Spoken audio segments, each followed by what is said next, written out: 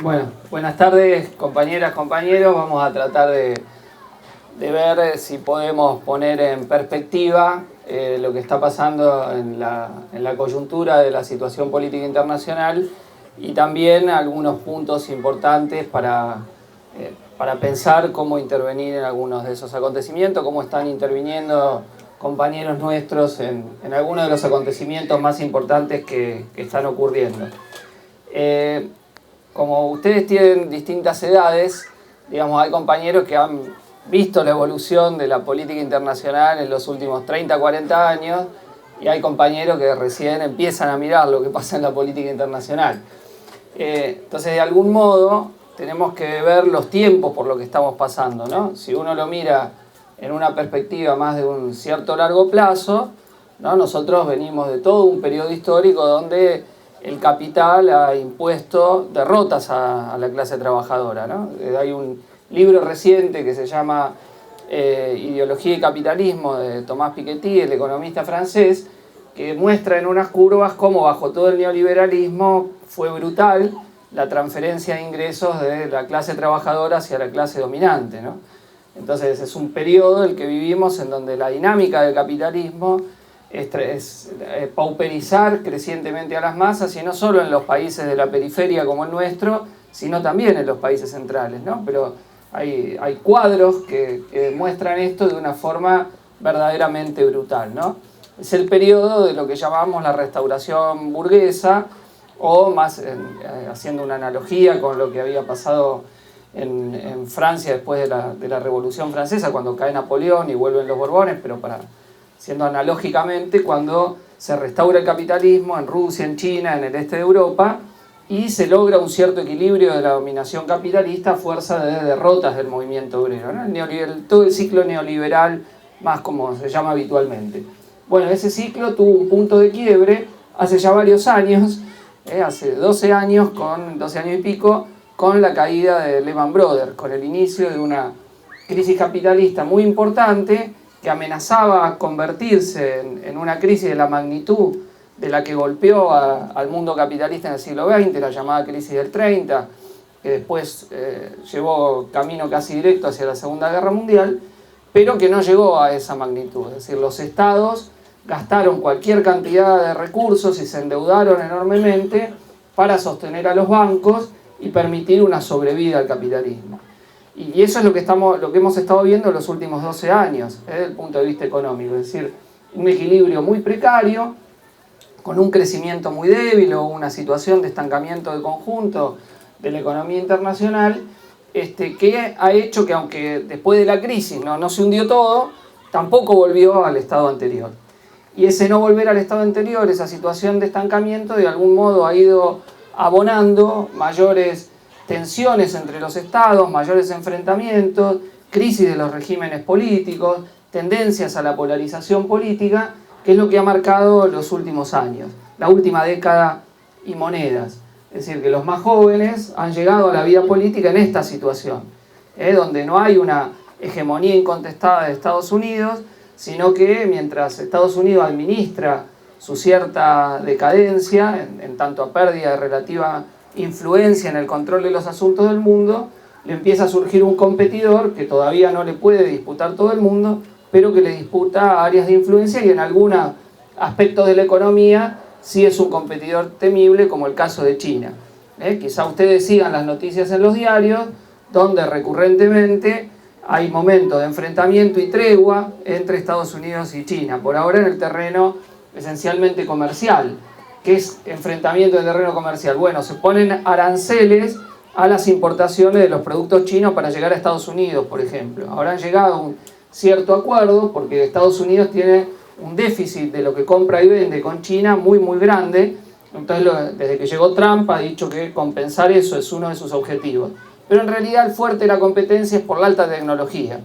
Por ejemplo, ahora hay una pequeña, y va a seguir en el próximo periodo, una guerra por el 5G, que es cada país a qué se asocia, hacia el desarrollo del 5G de China o de Estados Unidos.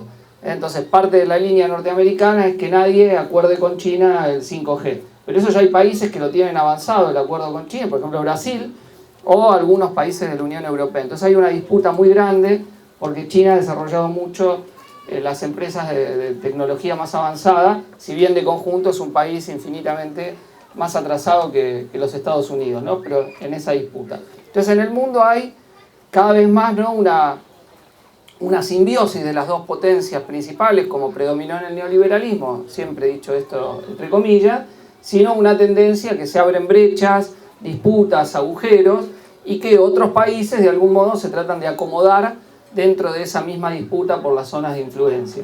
Y a la vez Estados Unidos ha dejado en regiones centrales del planeta, ha provocado sin querer como política efectiva, pero ese ha sido el resultado de lo que hizo, la emergencia de potencias de mediano término. Por ejemplo, en Medio Oriente, la disputa por el control de la región es entre numerosas potencias intermedias, Irán, Turquía y otras, que al calor de las guerras que se han dado en la región y de otros procesos, todos tratan de tener en parte sus intereses. Por ejemplo, si hace unas semanas ustedes han visto el enfrentamiento entre Estados Unidos e Irán, ¿no?, donde Estados Unidos mató al jefe militar más importante de Irán, a Soleimani, haciendo algo que se pasó de la raya en un aspecto, porque matar a un funcionario político-militar de un estado adversario, pero con el que no estaba en guerra. O sea, Estados Unidos hasta ahora usaba los drones para matar a quienes indicaba como presuntos terroristas o que habían hecho del ISIS, etc. Pero no miembros de estados constituidos. Siempre lo habían hecho tradicionalmente con operaciones encubiertas de la CIA, eso lo hizo muchas veces Estados Unidos en su historia, a veces con éxito, a veces no, que yo a Fidel Castro lo trataron de matar 70 veces y nunca pudieron, pero ahora fue la reivindicación abierta de Trump de que eso lo habían hecho, digo, matando a alguien, a un funcionario de otro estado, sin juicio previo, sin nada, porque se les cantó, ¿está bien?, para tratar de lograr un cierto equilibrio. Entonces digo que son aspectos que se hacen y que después otro entonces va a decir, yo también te mato, mirá si lo hace Trump. O sea, donde se ha pasado una línea que hasta el momento no habían transgredido, ¿no? Entonces digo, en el mundo hay más disputas entre estados y lo nuevo que estamos viendo es un proceso de mayores niveles de lucha de clases, que en realidad, si lo miramos todo el ciclo desde el 2008, es el segundo proceso donde hay una tendencia a revueltas, protestas, movilizaciones populares más importantes. Es decir, el primero se dio donde se combinaron dos tipos de fenómenos. Por un lado, la llamada primavera árabe, y por otro, los movimientos de los llamados indignados, ¿no? Esos fueron los dos componentes centrales de esa primera oleada de levantamiento. ¿Qué fue la primavera árabe? Bueno, regímenes más o menos dictatoriales que empezaron con levantamientos populares. El primero fue en Túnez, después en Egipto, después en Libia, después en Siria, que cuestionaban los regímenes existentes. Pero la mayoría de esos regímenes terminó o con golpes contrarrevolucionarios, como el caso de Egipto, donde hubo un golpe militar que liquidó al gobierno que había surgido de ese levantamiento, o en guerras fratricidas, como es el caso de la guerra en Siria, donde primero surgió como un levantamiento popular legítimo contra el gobierno de Al-Assad, y luego los bandos en disputa militar se transformaron en peones de las potencias que disputaban el territorio de Siria.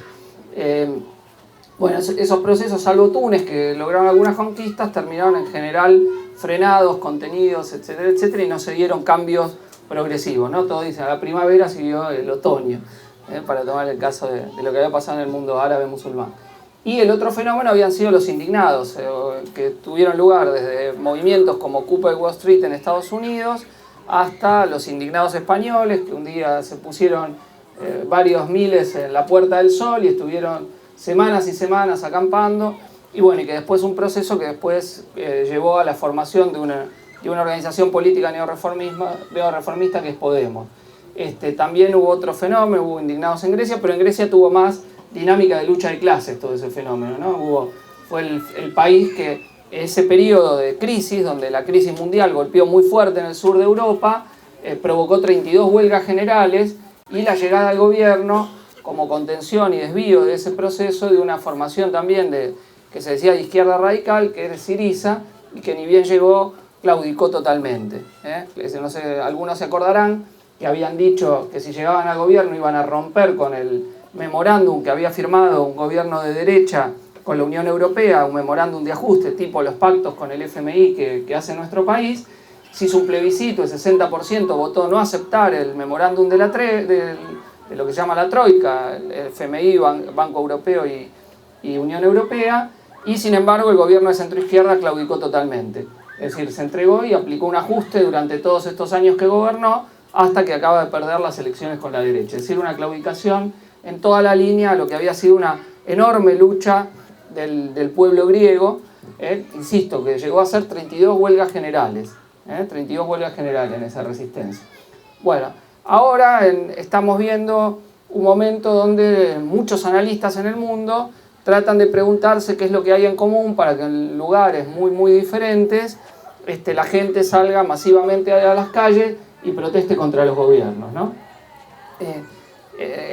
Hay comparaciones de todo tipo. Algunos dicen que por su extensión solo se puede comparar con el proceso de fines de los 60 y comienzo de los 70, el Mayo francés, Otoño caliente italiano, y después su repercusión en el cono sur latinoamericano, la primavera de Praga, en el caso de lo que pasaba en los estados controlados con el estalinismo, pero todavía son de menor intensidad, me parece, aunque con una extensión importante de los procesos que estamos viendo. ¿Está bien? Entonces, lo que en el mundo todos discuten o han discutido las últimas semanas, lo digo desde articulistas de derecha hasta nosotros, todo el mundo se pregunta qué es que hay que la gente tiende a protestar contra los distintos gobiernos. Entonces, el sustrato común obviamente es este que yo decía antes. Estamos en el mundo post-2008, tendencias a crisis, etc. Y por distintos detonantes, porque no es que hay un hecho común que ha llevado a todas las protestas, no es que hay un mismo plan de ajuste o un mismo acontecimiento, pero pequeños acontecimientos, pequeños ataques, dan lugar a broncas muy extendidas de las masas. Y en eso, si uno tiene que caracterizar, podemos encontrar 3 epicentros de estas protestas que estamos viendo en el mundo. Un epicentro está en el mundo árabe, musulmán, norte de África, vamos a tratar de agruparlo de conjunto, ahí tenemos un epicentro, otro es América Latina, y Francia en sí mismo es el otro centro que hay que analizar, ¿está bien? Tenemos 3 grandes centros. Es decir, en el mundo árabe musulmán, ¿qué es lo que pasó? Bueno, protestas en Argelia, que es un país que ustedes saben se independizó de Francia a fines de la década del 50, al comienzo de los 60, la principal colonia, una enorme guerra de liberación con 1 millón de muertos, casi la expropiación de la burguesía, la salida de ese proceso, pero finalmente un régimen, había una guerrilla que toma el poder y después culmina en una suerte de dictadura militar. Bueno, no voy a hablar de toda la historia de Argelia, pero la cuestión es que un presidente que tiene, no sé, 1500 años, quería reelegirse por 5ª vez, salió la gente a protestar masivamente e impidió la nueva presentación. Pero el mismo régimen quiere autopreservarse, entonces siguen las movilizaciones en Argelia, una protesta muy fuerte contra el régimen de Bouteflika y el ejército, que es la parte fuerte del régimen. Bueno, otro país donde hubo protestas que voltearon al gobierno es Sudán, que es uno de los países más pobres del mundo y también con una guerra interna, pero donde hubo protestas muy fuertes. Otro país es Líbano, que es un país que tiene un gobierno de tipo confesional, o sea, cuando el Líbano tuvo una fortísima guerra civil, donde en los años 80 decir sinónimo de enfrentamiento y agarrarse a tiros todos los días en la calle era decir, mira el Líbano, ¿está bien?, de fines de los 70 y principios de los 80, y se terminó en un acuerdo donde hay cuotas por confesión religiosa. Es decir, el presidente es católico, otro tiene que ser chiita, otro tiene que ser cristiano maronita, es el presidente, después chiita, después sunita. Así tienen un cierto equilibrio de poder confesional y hay una protesta muy grande en contra del actual acuerdo de gobierno, donde, entre otros de los partidos de gobierno, está el Hezbollah, que es un partido político que tiene ministros, tiene diputados, participa en la alianza del gobierno y ha estado, primero coqueteó y después se puso en la vereda de enfrente de las manifestaciones, ¿no? Que empezaron por una tontería, por ponerle impuesto al WhatsApp, pero es la bronca de la población contra una élite que se ha enriquecido mientras el pueblo se empobrece. Entonces hay un cuestionamiento a todo el sistema de gobierno, etcétera, que está todavía presente. Está ahí, uno lee los diarios y hay prácticamente todas las semanas movilizaciones masivas en Líbano. Bueno, el otro país donde hubo marchas, y ahí cayó el gobierno y ahora están tratando de reemplazarlo por otro, pero no les resulta fácil. El otro país de esa región que tuvo una crisis de movilización muy grande es Irak. Irak, ustedes saben, sufrió 2 guerras, contra Estados Unidos, la del 91, donde se mantuvo en pie el régimen de Saddam Hussein, y después la guerra del año 2003, que barrió con el régimen de Saddam Hussein. Es decir, los que somos un poco más grandes debido a las guerras, hemos seguido y conocido mucho la política iraquí, los más jóvenes no le prestan mucha atención. Pero Irak era uno de los países que equilibraba el poder del otro país fuerte como potencia media de la región, que es Irán. Entonces, tengo que contarles algo antes, que en Irán hubo una gran revolución en 1979 que terminó con un gobierno pro-norteamericano, el del Shah de Persia, que era uno de los tres patas del poder norteamericano en la zona. Si Estados Unidos tenía Arabia Saudita, Israel e Irán.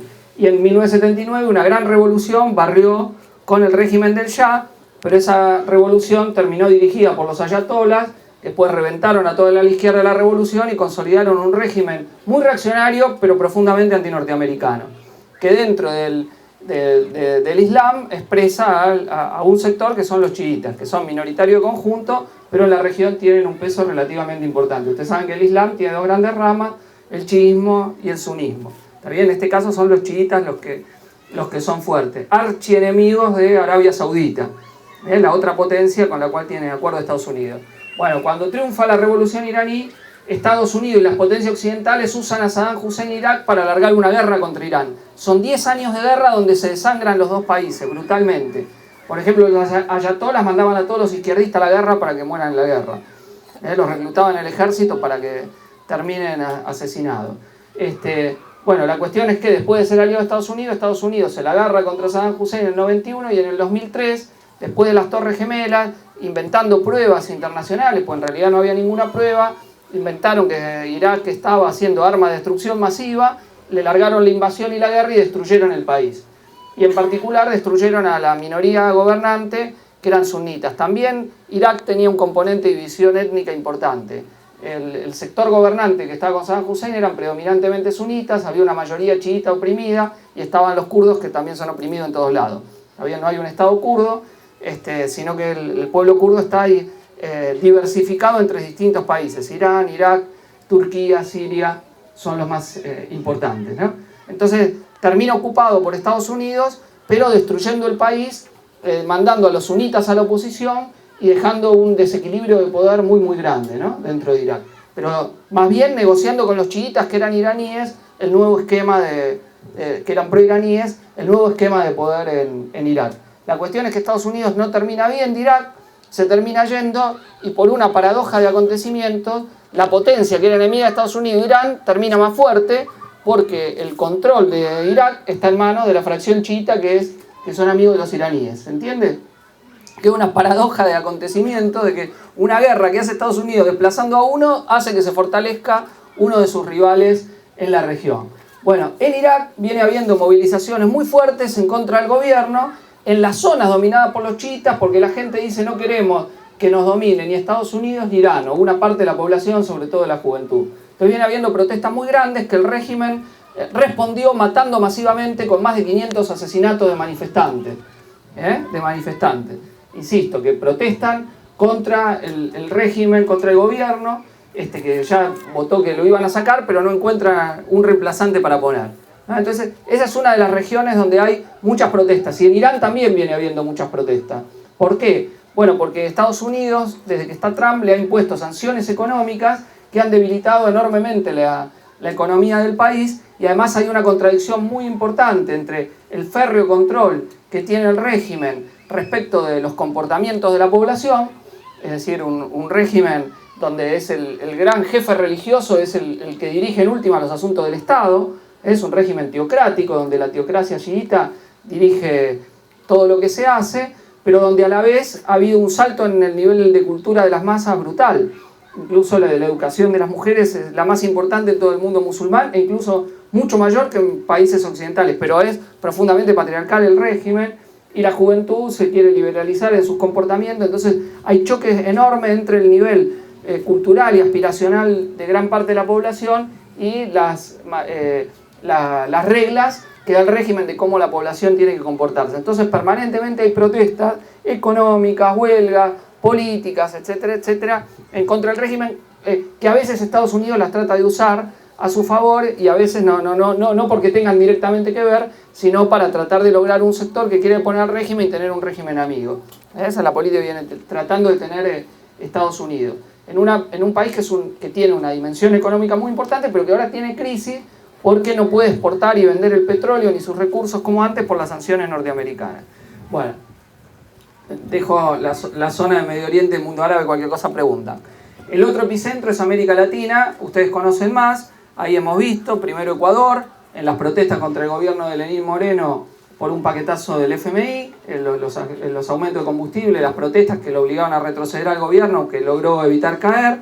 Chile, el proceso más importante, dinámico, etcétera, e inesperado en gran medida, el país que era presentado como el oasis del neoliberalismo, el modelo de toda la burguesía internacional, y desafiado ya por más de 3 meses de protestas, donde independientemente de que por el momento parece alejarse la perspectiva de una huelga general que voltea al gobierno, sigue una dinámica de manifestaciones todos los viernes en la Plaza de la Dignidad, y un gobierno que ha caído una aprobación del 6%. Piñera tiene el apoyo del 6%. No sé si vieron los videos el otro día del partido de fútbol, el clásico entre Colo-Colo y la Universidad de Chile, ¿no? Donde todas las tribunas de las dos hinchadas cantando juntamente Piñera, asesino como Pinochet, todo el estadio, impresionante. Mucho más que cuando acá se cantaba Mauricio Macri, etcétera, etcétera. ¿Está bien? Más todavía. O sea, pero después la encuesta dijo, sí, el 6% apoya nada más a Piñera, ¿no? Entonces siguen movilizaciones todos los días. El otro día veía que por primera vez se había reunido el bloque parlamentario de la derecha. En la derecha son 3 partidos, Renovación Nacional, al que pertenece Piñera, la UDI, que es más pinochetista, y un grupo liberal que se llama Evópoli. Entonces se reunieron los parlamentarios por primera vez, hace 10 días más o menos, y entonces el de UDI, que es el que no quiere que haya cambio constitucional ni nada, dice, estamos en una situación de chantaje. Si se vota que no se cambie la constitución como queremos nosotros, se quema todo. Nos queman todo el país. Y si no, nos tiene que cambiar la constitución. No se agarraba la cabeza. Bien, decíamos, llegado a una situación imposible. Entonces, la derecha chilena tiene efectivamente un problema. Han tratado, después de lo que fue la acción más importante de todo el proceso, que fue la huelga general del 18 de noviembre, llegado al acuerdo para tratar de ir a hacerlo institucionalmente el cambio, llamando primero un plebiscito para abril, donde se va a votar si se cambia o no la Constitución, y después si es con convención constituyente con todos electos nuevos, mitad de eso y mitad del Parlamento, y en octubre se haría la elección a constituyente. Eso es lo que han acordado en un pacto que denunciamos mucho, no solo nosotros, sino gran parte de la vanguardia, como el acuerdo de la cocina parlamentaria, porque establece que si bien la Constitución se empieza a redactar de cero, cada artículo tiene que tener el visto bueno de 2/3 de los constituyentes para ser válido.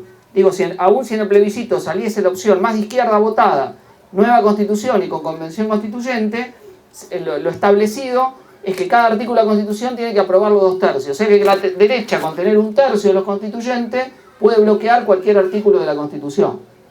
O sea, es una constituyente claramente amañada, un pacto. Y además no votan de 20 años para abajo. O sea que gran parte de los que han sido los que más pusieron el cuerpo en la lucha, que son los jóvenes, están directamente excluidos hasta del proceso constituyente porque no tienen la posibilidad de votar. Entonces hay mucha gente que ve esto, que denuncia. Por ejemplo, una crisis brutal de los partidos políticos. El partido político de centroizquierda más importante de oposición, que es un frente, el Frente Amplio, la organización más grande que compone el Frente Amplio se llama Revolución Democrática. Bueno, es el partido con más desafiliados que ha tenido de todos en Chile, por haber entrado a la cocina parlamentaria. El 80% de los afiliados se fue del partido. Y si Piñera tiene el 6% de apoyo, los partidos políticos de Chile tienen el 1% de apoyo, dice la población. O sea, hay un quiebre enorme entre representantes y representados, ahí con claridad se ve, con lo cual es una situación abierta más allá del desenlace coyuntural, ¿está bien? Pero es sin duda el proceso más profundo. Y el tercer país que tuvo movilizaciones muy importantes, también muy relevante, porque es un país importante por tamaño, y además porque es el país que estuvo más tendencialmente corrido a la derecha en su régimen político, es Colombia, donde gobierna un tipo, Iván Duque, que es seguidor de Uribe, el tipo que avaló la ultraderecha, los paramilitares, Colombia es un país donde se hacen asesinatos políticos todos los días, hay más de 26 solo este año y 500 del 86 hasta ahora, donde se matan líderes sociales y hay guerrilleros desmovilizados en general. Entonces es muy importante porque no había tradición de marchas de masas contra el gobierno. Entonces ahí, entre las huelgas y las movilizaciones, si bien no han sido tan profundas como el proceso chileno, tiene un significado también muy relevante del descontento de la población, ¿está bien? Porque un país donde no estaba. Bueno, y en Bolivia hemos tenido también el contragolpe frente a las movilizaciones de Chile, y muy probablemente, explícitamente frente a esto, entre el gobierno norteamericano de Donald Trump y el gobierno reaccionario de Brasil de Jair Bolsonaro, favorecieron que las protestas contra Evo Morales por irregularidades en las elecciones se transformaran en un golpe de Estado, alentando al sector más de derecha a dar el golpe, empujando a las Fuerzas Armadas y dejando la situación actual, donde primero el golpe generó una enorme resistencia brutalmente reprimida, pero la conducción del MAS, en vez de plantear la lucha consecuente contra el golpe, terminó capitulando con los golpistas. Por ejemplo, Evo Morales había renunciado, ¿se acuerdan ustedes? Cuando el jefe del ejército le dice, te sugiero que renuncia, se va, y se va del país a México, pero para que esa renuncia sea válida la tenía que aceptar el Congreso de Bolivia. Y en el Congreso tenía 2/3, tanto de diputados como del Senado, el MAS. O sea que el MAS de Bolivia, el partido de Evo Morales, tenía la posibilidad de desconocer la renuncia de Evo Morales y decir que la presidenta golpista, Yanine Áñez, era absolutamente ilegítima, que no tenía el mínimo viso de institucionalidad. Bueno, en el mismo momento que estaban reprimiendo a esa enorme manifestación que bajó del Alto con los féretros a la ciudad de La Paz, los parlamentarios del MAS estaban negociando aceptar el cronograma golpista y lejos de votar en contra, ahora en estos días incluso avalaron, todavía no lo habían hecho, la aceptación de la renuncia del MAS, ¿no? Entonces Bolivia deja una situación todavía muy incierta, porque no es que el golpe garantiza que si hay elecciones en mayo gane la derecha está dividida en 3 candidatos, el MAS ahora votó su fórmula, entonces también hay una incertidumbre si va a haber elecciones, no va a haberla, y si va a haber fraude, no va a haber fraude, porque aunque los del MAS están muy ilusionados que pueden volver a ganar por vía pacífica, lo real es que no hay muchos ejemplos de un golpe de Estado que se hayan dado para sacar un gobierno y a los 6 meses devolverle el gobierno. Entonces, así como Evo Morales tenía muchas ilusiones en que las Fuerzas Armadas le iban a ser leales y no le iban a dar ningún golpe, le dieron el golpe de Estado, y no solo eso, sino que reprimieron brutalmente a su pueblo, ahora tienen muchas ilusiones en que pacíficamente van a lograr a reganar el gobierno, cosa que es compleja. No podemos decir seguro no va a ser, pero sí que es difícil porque la derecha no tiene un candidato claramente ganador. Es decir, ahora hay 3 fórmulas, de las cuales 2 son mayores, una la de los fachos, la de Camacho y Pumarí, que hoy en la Izquierda Diario están las imágenes donde van al Alto Camacho y Pumarí, le dicen de todo a la población, a los fachos, los expulsan prácticamente, no lo dejan hacer campaña. Y el otro candidato es Carlos Mesa, que es el que había salido segundo de Evo Morales, que es relativamente más moderado. Incluso muchos que votan a Mesa, si va una segunda vuelta entre Camacho y el MAS, no lo votan a Camacho. O sea, para la burguesía boliviana no es que estabilizó la situación, ¿está bien? Dentro de una región donde tenemos un polo de lucha de clases muy importante y un polo reaccionario que expresa sobre todo Brasil, donde han avanzado toda una serie de reformas reaccionarias, jubilatoria, laboral, etcétera, etcétera, y es un polo reaccionario muy importante que actúa en la región, que no hay que perderlo de vista, porque nosotros vemos más bien los elementos dinámicos de lucha de clases, pero eso también es un elemento. Bueno, América Latina entonces es el segundo epicentro de las revueltas populares, donde, insisto, no es que hay un motivo inmediato, uno ve el motivo chileno es totalmente secundario, aumentaron un poquito el boleto del metro, pero a partir de ahí se desencadenó la protesta contra todo lo que estaba oculto del modelo chileno. Los suicidios de los adultos mayores por lo bajo que son las jubilaciones, para no ser una carga a su familia, la esclavitud laboral impuesta por la burguesía, donde es el país con mayor despotismo burgués.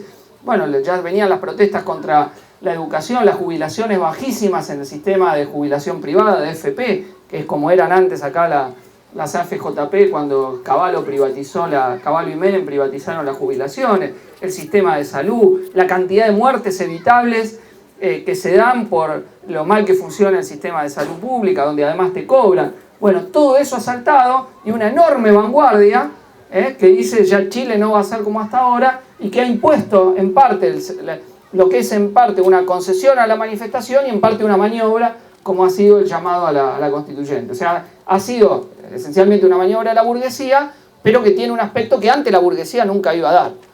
Imagínense ustedes cuando nosotros decimos asamblea constituyente y nos dicen, ah, esos locos, quieren una...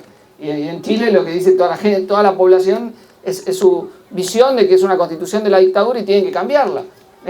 Me acuerdo, a las pocas semanas del proceso chileno, estaban reporteando en TN a una manifestante que explicaba, no, esta es de 1980, de hace muchísimo la constitución, hay que tener otra, aparte de que la dictadura es vieja, y el de TN no quería seguir discutiendo, porque acá es 1853, reformada en 1994, o sea, no es que puede decir la constitución moderna argentina, ¿no? Más bien acá la burguesía argentina hace causa común de que no se puede tocar la constitución, que es algo sagrado, que en 1853 se hizo en la época de las carrozas, de las carretas, y nunca más se puede modificar, y si no sos un loco extremista. Bueno, cuando la movilización popular gana peso, demandas como constituyente, la propia burguesía la puede querer usar muchas veces haciéndolas amañadas para contener la movilización y desviarla y preservar su dominio, ¿no? Entonces, bueno, ese es el equilibrio difícil. Bueno, el tercer epicentro, yo dije, ya no es una región, sino un país, aunque hay otro movimiento importante en la región, en Europa.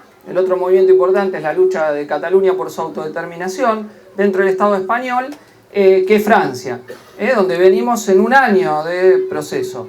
Quizá un poco Matías Mayelo escribía en un artículo que es lo que inaugura este segundo ciclo de protestas, son los chalecos amarillos, los gilets, en Francia, que expresaban a asalariados, cuentapropistas, sobre todo de los suburbios, que habían visto una caída brutal de su nivel de vida, donde la liquidación del transporte público los obliga a usar el automóvil y donde la medida de suba de los combustibles directamente los liquidaba. Es decir, no en lo que sería la periferia, lo que acá llamaríamos el Gran Buenos Aires, sino en las ciudades alejadas un poco más, donde ha ido a vivir una parte de la población, expulsada prácticamente de las ciudades, con ingresos de alrededor de 1.000, 1.200 euros, pero que no puede hacer lugar al nivel de aumento de los combustibles. Entonces surgió ese movimiento enormemente radicalizado de gente que nunca se movilizaba, y que hizo ese gran movimiento de los chalecos amarillos, ¿no? que todavía está vivo, que todavía se movilizan los sábados y que viene conmoviendo a Francia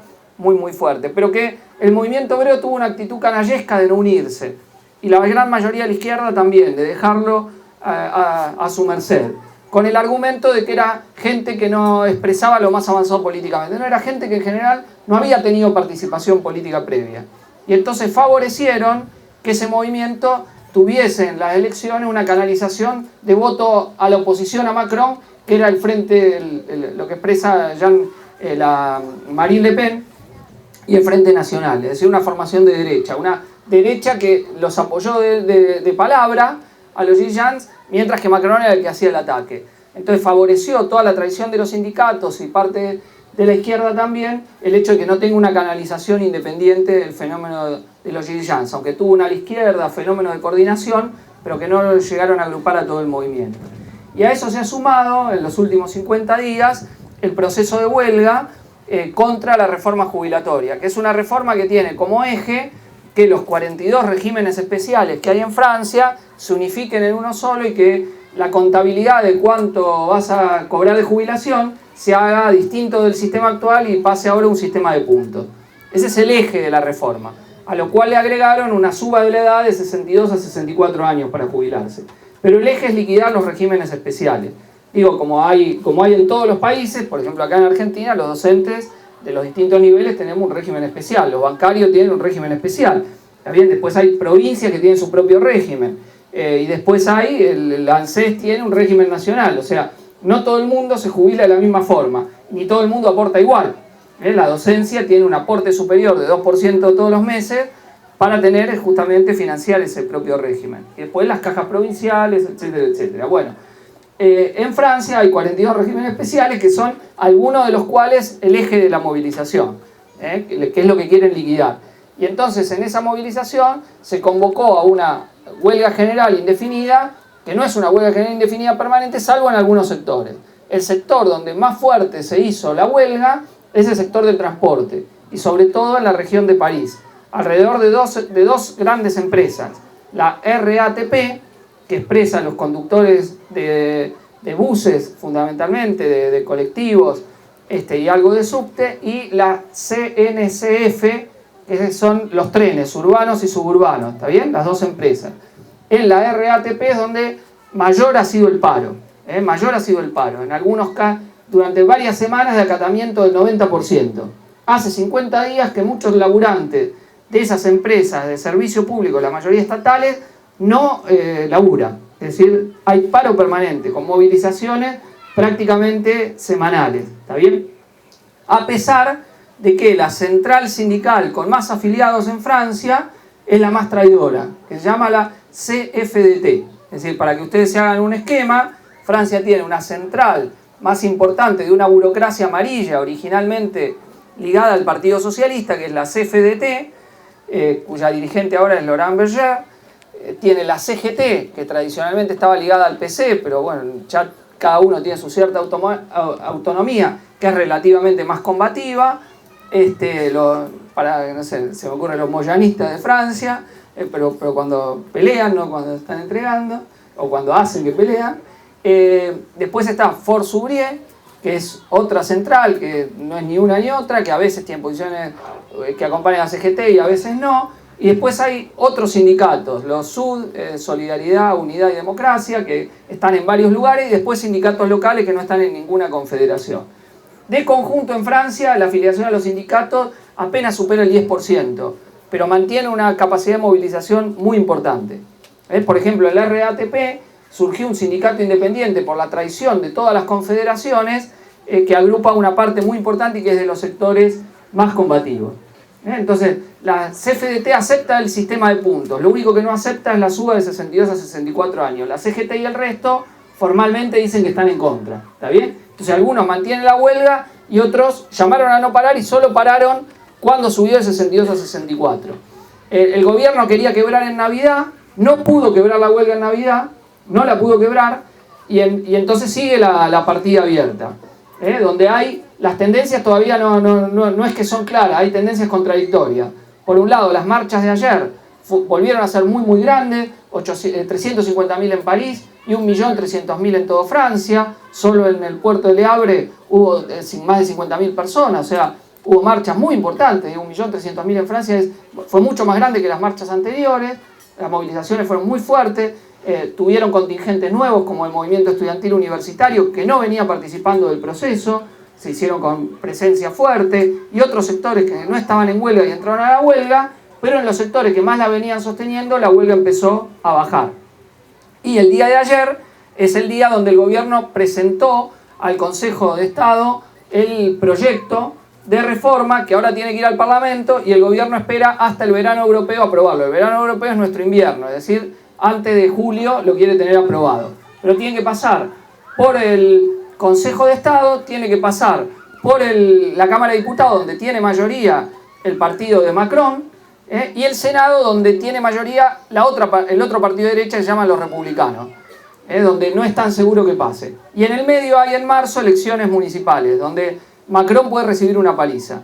Porque independientemente del acatamiento efectivo de la huelga, la última encuesta dice que el 60% de los franceses opina que la huelga tiene razón y que tiene que ser retirada toda la reforma. Entonces hay visiones contradictorias. El diario El País, que favorece a Macron, dice Macron está triunfando pese al descontento y la huelga, pero a la vez hay muchas señales de que no es tan fácil para Macron poder imponer efectivamente el proyecto, partiendo que tuvo un retroceso, que es que sacó la cláusula de 62 a 64. ¿Está bien? Y en el medio hay una vanguardia que tiene una bronca bárbara. Macron fue un teatro, lo fue a buscar la gente, y es la primera vez que un presidente de Francia se tiene que retirar de un espectáculo público porque estaba abucheado por la población. Después ha surgido una coordinación combativa entre trabajadores de la RAP y de la CNSF, cuyo principal referente es un compañero que milita en la corriente hermana nuestra, que es Anas Kassib, que es el principal referente. Quizás hayan visto algunos videos de su intervención en los medios de comunicación, etcétera, que es un gran vocero de la huelga, una de las grandes figuras de la huelga, casi la más importante figura que surgió de la vanguardia de la huelga. Bueno, que fue un grupo de la de la coordinación fue al local de la CFDT a protestar de que no entreguen la lucha y se transformó en un lío bárbaro en Francia. Todo el país burgués apoyando a la burocracia y en el medio sectores seccionales de la CGT, por ejemplo el dirigente de la CGT apoyó a la burócrata, pero todas las regionales sacando comunicados de apoyo y la CGT Energía, que suele hacer esto, le cortó la luz a la burocracia. Le cortó la luz a la burocracia. Y a veces le corta la luz a Macron y a veces así. O sea, permanentemente ese sector ya tiene una tradición de hacer eso en otras huelgas, en otras luchas de masas, manejando la energía, usan a veces, dan señales, claras señales políticas. ¿Está bien? Pero es un proceso muy importante, son 50 días de huelga ya, indefinida para algunos sectores, a las cuales algunos paran más, otros paran menos, se van generalizando, que ha superado ya hace varios días el récord que tenía la huelga de noviembre de 1995, cuando ahí fueron 25 días, ya la ha duplicado prácticamente. Entre noviembre y diciembre del 95 se dio una gran huelga de todos los servicios públicos en Francia que paralizaron todo y derrotaron al gobierno de la derecha en aquel momento, de Alain Juppé, el famoso Plan Juppé. Y fue un hecho que cambió el clima intelectual a nivel internacional y el clima político, esa victoria del proletariado francés. Bueno, ¿por qué tiene enorme significación este hecho? Primero, porque de la tendencia a las revueltas, movilización y protesta, la de Francia es claramente el movimiento obrero. Es decir, contra todos los sectores que metieron ideología, que la clase obrera no luchaba, que ya no estaba, la de Francia es una gran acción del proletariado. Además de un sector que se ha fortalecido del proletariado a nivel mundial, como es el sector de los transportes, como clave. Es decir, el proletariado a lo largo de su historia se va modificando según entre la lucha de clase y los movimientos del capital, qué sectores ganan importancia estratégica, qué sectores tienen una posición en la cual influyen sobre el conjunto de la sociedad. Lo que hemos llamado una posición estratégica, que actuando ellos logran o paralizar el conjunto, desequilibrando las relaciones capitalistas. Bueno, el sector de transporte es claramente un sector de ese tipo. Y en Francia tiene otra peculiaridad, y en esta huelga, los de la RAT, que son trabajadores de origen inmigrante, porque como los colectivos tienen que llegar a los barrios populares, lo que allá se llaman las banlieues, y en la banlieue casi toda la población es de origen o árabe, musulmán o africano, los blancos no entran. Entonces hay una bisagra entre un sector del proletariado y las barriadas populares, que es donde están los sectores más golpeados de Francia, que cada tanto estallan también. Los que tienen algunos años más se acordarán cuando fue el famoso estallido donde quemaban todo. La forma de expresarse de los jóvenes de los barrios que no tienen nada era se quemaba todo. La famosa revuelta de las banlieues francesas, que es como un conurbano más pobre todavía y con múltiples formas de discriminación, donde vos podés ser tercera generación de francés, pero igual te siguen discriminando si sos de origen árabe y musulmán. ¿Está bien? Pero que pueblan casi todas las banlieues. Las banlieues uno va y no ve un blanquito francés ni de casualidad. No hay, es territorio de la población de origen inmigrante. Entonces, en Francia se ha jugado mucho con eso, con esa división. La burguesía la ha usado a muerte. Tal es así que el partido que era de extrema derecha, ahora se ha moderado un poquito, el de Marine Le Pen, usa eso con todos los franceses contra los inmigrantes. Hay un racismo muy fuerte en el proletariado blanco francés. Entonces se lo ha tratado de usar muchas veces. Entonces es muy interesante porque este sector actúa como una bisagra de conexión entre el proletariado más formalizado, por llamarlo de alguna forma, y los sectores de los suburbios, ¿no? O sea, tiene su importancia estratégica. Entonces digo, la lucha de Francia es esto, y también tiene otro elemento, no solo de esta centralidad obrera, sino la persistencia de la lucha, cómo se mantiene en el tiempo, diversos métodos de lucha que se han empleado, y la fuerza de la coordinación para superar a la burocracia, que es el otro hecho muy importante, muy relevante. Es decir, cuando se tienen que discutir qué se hace en la huelga, no es solo lo que opinan los burócratas, sino lo que opina el sector combativo.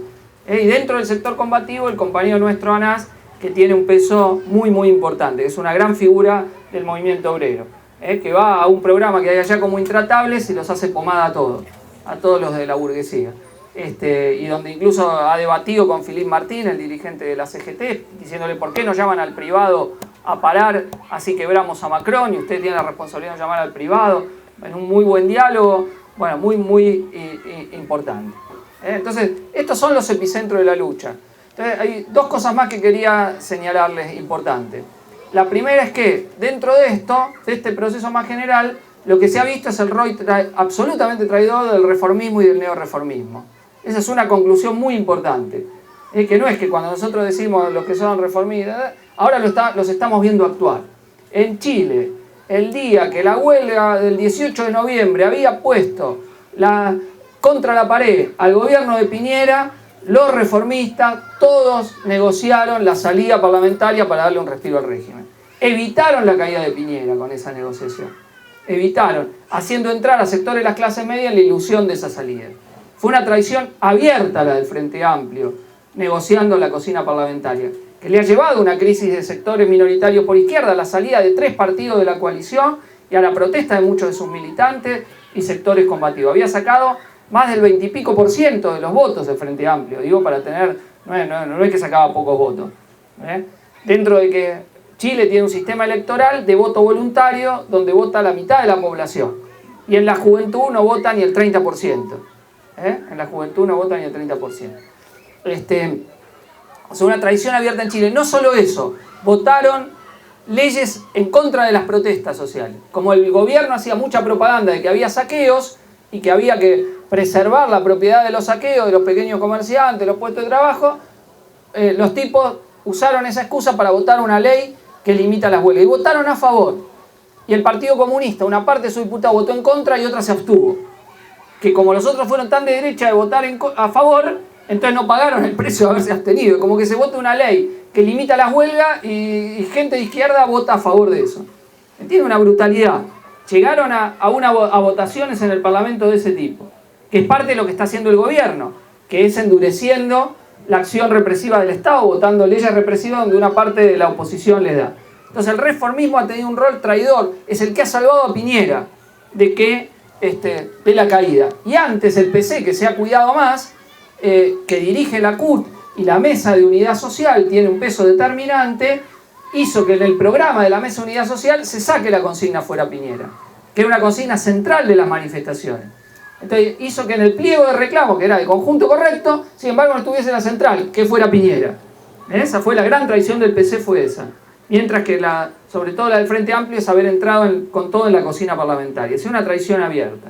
En Bolivia recién comentaba la gran capitulación del MAS de Evo Morales. En el momento clave de la lucha, cuando más las masas necesitaban deslegitimar al gobierno de Áñez, cuando su legitimidad pendía de muy poco, porque muy pocos países la reconocieron a Áñez. Hay que decir la verdad, no tuvo un reconocimiento masivo de lo irregular que es tratar de mostrar que no es un golpe, estaba ahí. Si el parlamentario del MAS desconocían al gobierno de Áñez, el gobierno de Áñez no podía sostenerse. Y sin embargo, le votaron el calendario electoral. Y le permitieron que siga la militarización, los presos políticos, etcétera, etcétera, que están actualmente en curso. Ahí tenemos 2 ejemplos claros de la lucha de clases. Y tenemos un ejemplo más reciente, que no es de la lucha de clases, pero que es importante, que es la entrada de Podemos al gobierno español. En España hay un gobierno parlamentario, o sea que no se vota el presidente, se vota el parlamento, y tiene que surgir un acuerdo de mayoría parlamentaria para tener gobierno. Podemos no es solo que votó al gobierno del PSOE, supongamos contra la derecha, sino que entraron como ministros de un gobierno que tiene tropas en otros países, que pertenece a la OTAN, que defiende los intereses de los monopolios que saquean a toda América Latina. Es decir, un gobierno imperialista español entró Podemos, con ministros y todo. E incluso, ante una propuesta que hizo una agrupación de Barcelona que se llama la CUP, con la cual tenemos ciertas buenas relaciones, que no entró al gobierno del PSOE Podemos, sino lo votó, que propuso que llamara al rey a que vaya a dar cuenta al Parlamento, Podemos se opuso a una votación para llamar a la monarquía española, que está muy cuestionada, a tener que ir al Parlamento a dar cuenta. Es decir, ya es la decadencia del neorreformismo, que lo habíamos visto con Syriza cuando en Grecia haciendo el ajuste, ahora lo vemos. Entonces esta es una lección muy importante que hay que tener en cuenta, muy, muy relevante e importante que hay que tener en cuenta de lo que nos muestra estos hechos. El otro elemento es que, a diferencia de la primera oleada cuando fueron los indignados, nosotros los partidos con los cuales componemos una tendencia internacional, que es la fracción trotskista Cuarta Internacional, hemos tenido una participación muy importante en estos hechos. Es decir, en Chile, con los compañeros del Partido de Trabajadores Revolucionarios, que han jugado un papel importante en la movilización, dando lugar a la coordinación y la autoorganización en el Comité de Emergencia y Resguardo en la ciudad industrial del país, en Antofagasta, donde ha jugado un papel muy importante. Bueno, ustedes quizás los hayan visto en el acto que hicimos en Ferro a los compañeros o han estado en alguna de las charlas que han viajado. Bueno, con un papel muy importante en empujar el proceso, y que ahora hay que ver la readecuación. Están discutiendo la táctica frente al plebiscito, y también cómo, si se va a elecciones en octubre, cómo tenemos legalidad nacional de los compañeros para presentar una voz de la lucha. Pero que tratando sobre todo de que emerja el movimiento obrero, que sea el sujeto, cosa que no se terminó de dar en el proceso chileno. O sea, después del 18 lograron que pese un mayor conservadurismo, tendencia a no entrar en escena.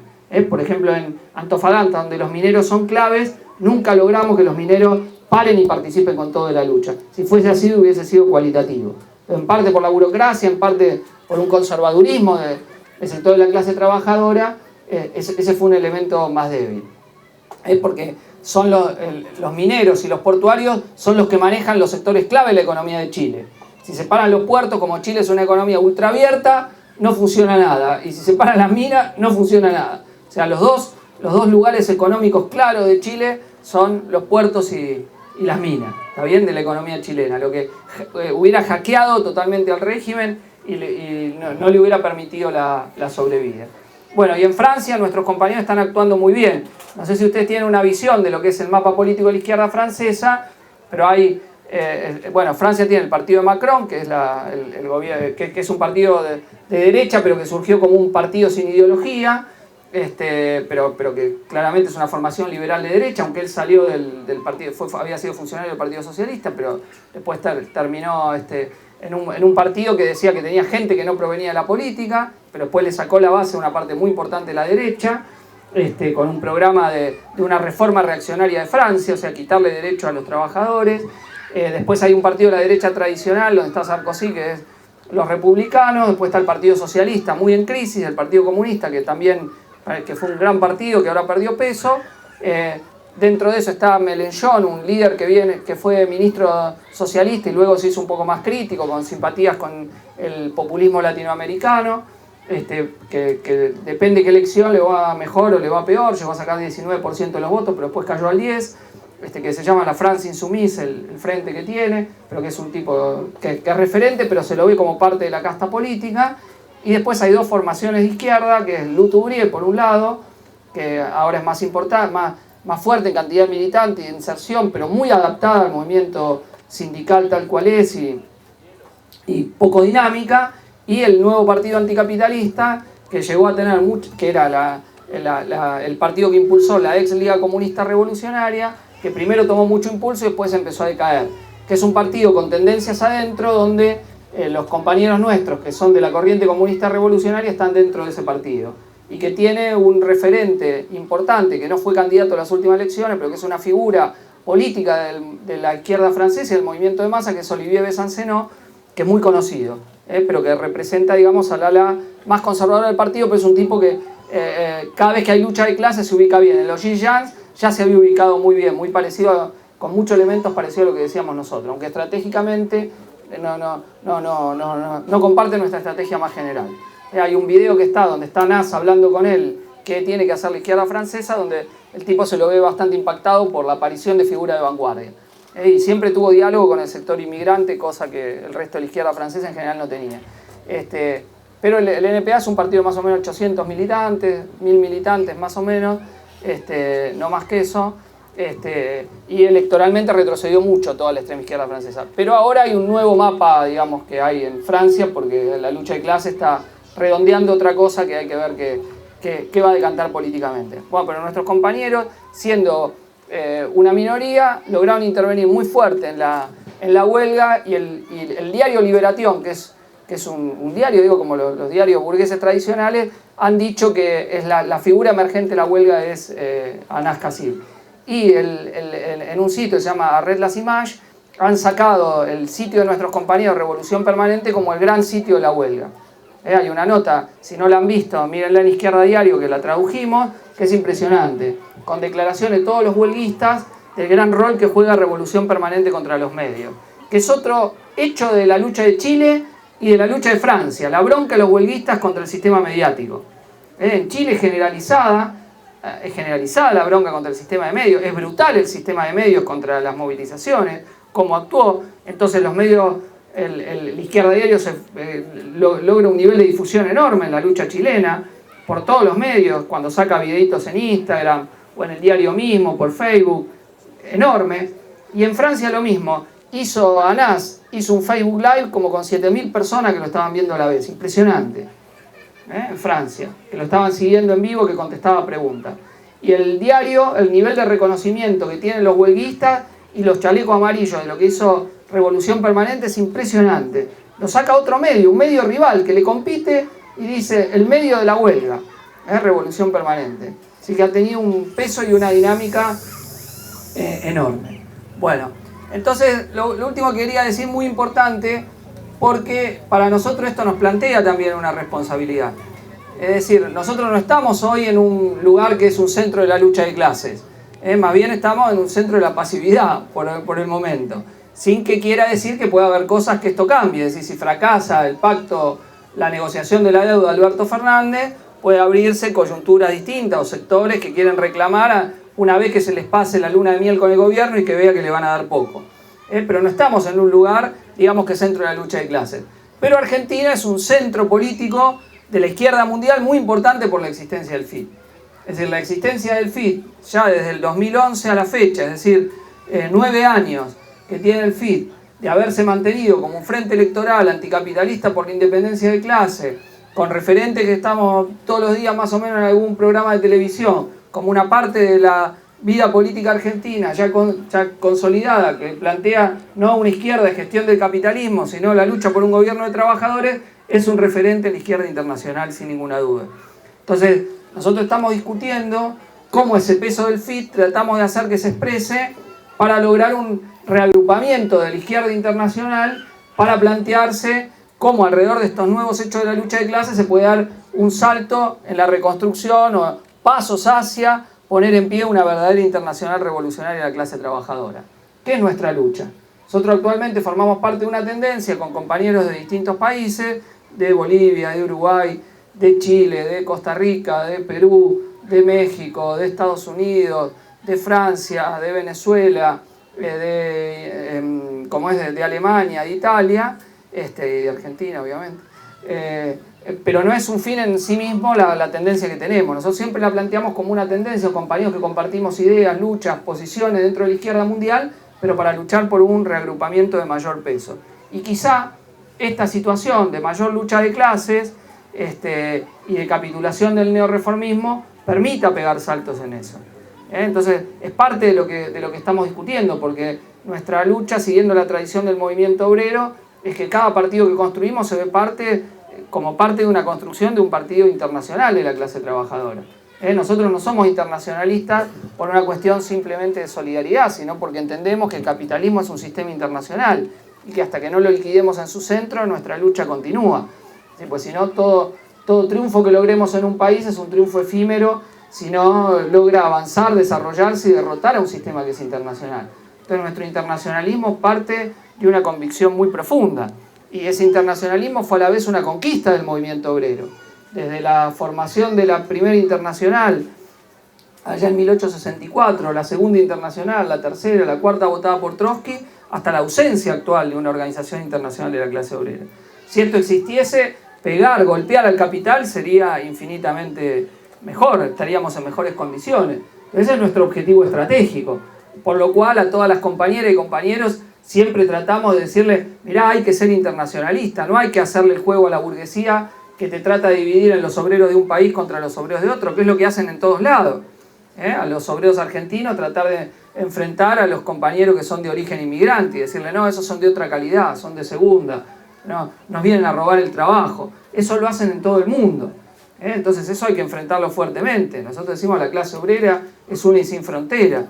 No miramos el origen nacional que tenga un trabajador. La explotación es la misma independientemente de la frontera del capital. La burguesía, para explotar a un obrero, no le pregunte qué nacionalidad es, lo explota, le saca plusvalía, su trabajo no pago independientemente, y está y recorre el mundo explotándonos. Entonces el proletariado, en vez de tener esa conciencia que responde a la misma internacionalización del capital, la burguesía le mete conciencia burguesa de una división al interior de la clase obrera. Entonces nuestro internacionalismo es muy profundo. Eso no quiere decir que cuando hay la lucha entre un país opresor y un país oprimido no veamos la diferencia y digamos son dos países, no estamos con ninguno, no. Siempre defendemos a los estados oprimidos del ataque de los estados imperialistas independientemente de cuál sea su dirección. Nuestro internacionalismo incluye el antiimperialismo, es decir, la lucha contra las potencias imperialistas en todos lados. Por ejemplo, en la guerra de Irak estuvimos con Irak, dirigido por Saddam Hussein, contra el imperialismo norteamericano, a pesar que Saddam Hussein era un dictador que oprimía a los turcos, a los chiitas, todo.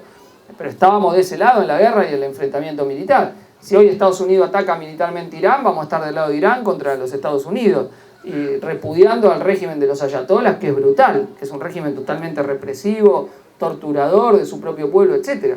Pero ante el imperialismo defendemos a todo país oprimido contra el ataque del imperialismo. Entonces, insisto, nuestro internacionalismo incluye esto. Entonces digo, la mirada sobre el mundo actual está en gran medida para ayudarnos a fortalecer esa conciencia internacionalista de la clase trabajadora. Cuando Sanón surgió como un gran fenómeno, y viniendo al caso que estamos acá en una fábrica gestionada por sus trabajadores, que es en gran medida continuidad del proceso que en su momento hizo Sanón, viajaban los compañeros parte era de que del mundo venían a buscar ese ejemplo para los cierres de fábrica, ¿no?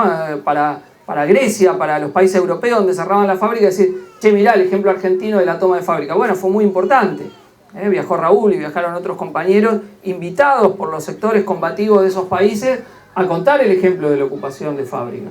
Y eso es muy relevante, porque da cuenta de cómo el movimiento obrero también se crea vasos comunicantes para mostrar lo mejor de sus experiencias. Y eso es lo que nosotros tenemos que ver hoy en las luchas, en la coordinación que están teniendo contra la burocracia sindical. Un gran ejemplo de eso que una y otra vez cuando hay lucha nosotros peleamos y decimos, la lucha se tiene que coordinar, hay que superar la burocracia, hay que defender a la base y todo, porque burócratas sindicales que traicionan hay en todo el mundo.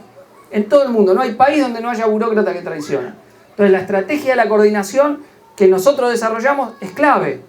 Cuando Medina decía, cuando empezaba, queremos que sea un centro de organización. Bueno, pero perspectiva centro de organización es para superar a la burocracia. Y hacemos eso no porque no le exijamos luchar a la burocracia. Nosotros somos una corriente que siempre hemos planteado que en tanto dirijan y tengan peso de masa, siempre tenemos que exigirle a esa burocracia. No decimos que hay que hacer sindicatos solo de los combativos separados de lo de la burocracia. No, hay que ganarle la mayoría de los sindicatos donde está, hay que ir a pelear ahí, a ganarle la mayoría de la burocracia. ¿Está bien? Para echarla, para sacar la patada. Pero a la vez coordinar los sectores combativos para darse una estrategia, para presionar y superar a las direcciones burocráticas. Entonces esto es muy importante, digo, lo que estamos viendo en Francia es para saberlo, para acompañar, para vibrar con esas luchas, para saber que si ganan en Francia todo el movimiento obrero mundial está mucho mejor, porque es uno de los centros del proletariado mundial, el que está, un amigo de todos los gobiernos explotadores, está peor si se derrota la reforma laboral, la reforma jubilatoria de Macron, y también para aprender de esa lucha de clase, insisto, para tener ese aprendizaje. Vean esos sectores combativos, cómo hablan, cómo intervienen, cómo tienen un discurso político, para que nuestros dirigentes trabajadores vean y se vean reflejados también en otros dirigentes trabajadores combativos, que luchan por la misma estrategia, solo que en otros países, y cómo logran y hacerse relevantes y hacerse ver, que es la misma vibración que tenemos con la lucha de Chile y con la lucha de Bolivia, ¿no? Donde nos sentimos parte y absolutamente hermanados en esa pelea y donde con nuestros compañeros discutimos de esos países, discutimos en común cómo intervenir. Bueno, entonces me parece que tenemos que seguir atentamente todos estos acontecimientos, independientemente de que el resultado de la lucha sea mejor o peor inmediatamente, las condiciones generales en las cuales esta lucha han surgido han venido para quedarse por un tiempo. Esta inestabilidad de la política internacional es algo con lo que vamos a seguir conviviendo. Eso implica dar golpes a derecha o izquierda. No les mencioné algo muy importante, que si estamos hablando de la situación mundial no se puede dejar de hablar, que es que este año se discute la dirección del imperio. Hay elecciones en Estados Unidos, con un resultado también todavía abierto, porque puede ir desde la reelección de Trump hasta que gane Bernie Sanders, que son dos escenarios completamente distintos. La interna del partido opositor a Trump, el Partido Demócrata, tiene 4 referentes principales hoy. Joe Biden, que expresa el establishment del partido, al sector más conservador del Partido Demócrata, un ala corrida un poco a la izquierda, que es Elizabeth Warren, Sanders, que será a la izquierda, que va en la interna demócrata, y otro que se llama Buttigieg, que nadie lo sabe pronunciar, no importa, todos le preguntan cómo se dice el apellido, el tipo lo dice y todos los periodistas yanquis lo dicen mal, así que yo lo voy a decir peor, que es el cuarto que entra en la discusión. De los 13 candidatos que hay en la interna son esos 4, pero donde viene subiendo Bernie Sanders, que hasta ahora venía más abajo, pero subió, que es considerado el ala de izquierda del Partido Demócrata, pero que son escenarios muy muy distintos, insisto, los que puede dar Estados Unidos si hay una reelección de Trump o si pierde, y según quien sea el candidato demócrata también escenarios muy diferentes.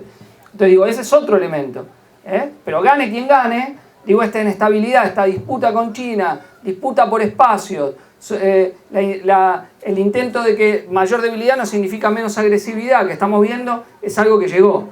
Con Trump claramente el peso de Estados Unidos en América Latina es cualitativamente mayor la injerencia.